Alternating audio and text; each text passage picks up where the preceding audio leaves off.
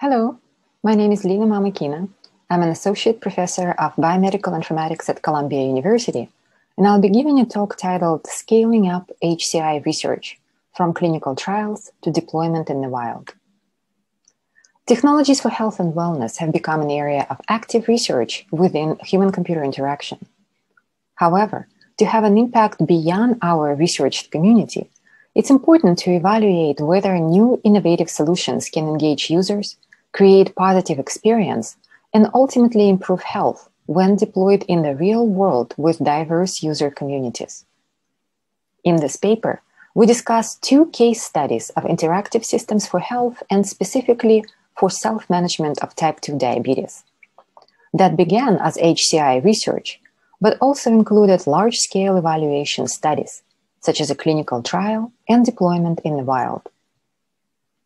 The first of these systems, Mobile Diabetes Detective, or MOD, was designed to promote problem-solving in diabetes self-management.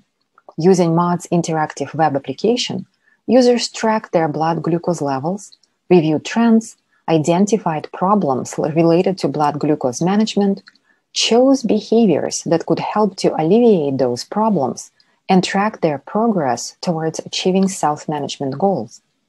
MOD was evaluated in a clinical trial with 280 individuals with type 2 diabetes. 111 of them were in the intervention arm and used MOD.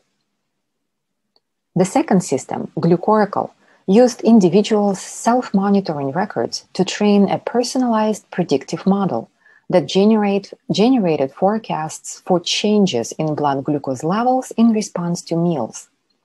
Individuals used these forecasts to adjust meals and other daily activities.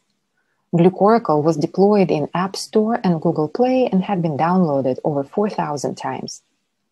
Next, I will focus on lessons we learned from our experience preparing and conducting these studies. In the paper, we discuss how our experiences with MOD and Glucoracle led us to formulate these lessons. But in this short talk, I will provide their brief overview. The first lesson is the need to design for longevity. Clinical trials can take several years, and deployment of apps in the wild requires maintenance to ensure their uninterrupted functioning. This suggests the need for careful planning and resources. Furthermore, software tools and platforms may become obsolete, new devices become available, and user preferences for technologies evolve over time. This highlights the need to focus on design principles that could withstand the test of time and be implemented with new platforms and technologies. The second lesson is the need to design for diversity. Large trials and deployment in the wild are likely to include users with drastic differences in needs, preferences, and skills that may be hard to meet with one solution. One approach is to include enough variety in the solution to satisfy different users. This approach to design, however, requires more complex evaluation strategies. For example, factorial design to untangle the effects of different features. The third lesson is the need to design for adoption. This may require deep engagement with communities and stakeholders not only on the design phase, as is already common in HCI, but also during development and rollout.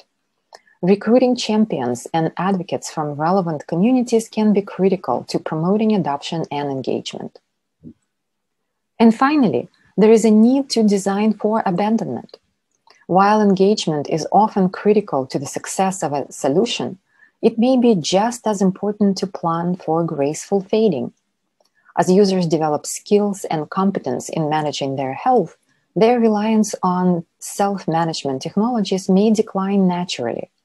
This also suggests the need for a more nuanced understanding of engagement and ways to classify and study it. I would like to acknowledge my collaborators and funding sources, and all the amazing students and alumni of my lab at Columbia University who were instrumental in this work. Here are my image credits. Thank you, and I'm happy to take questions.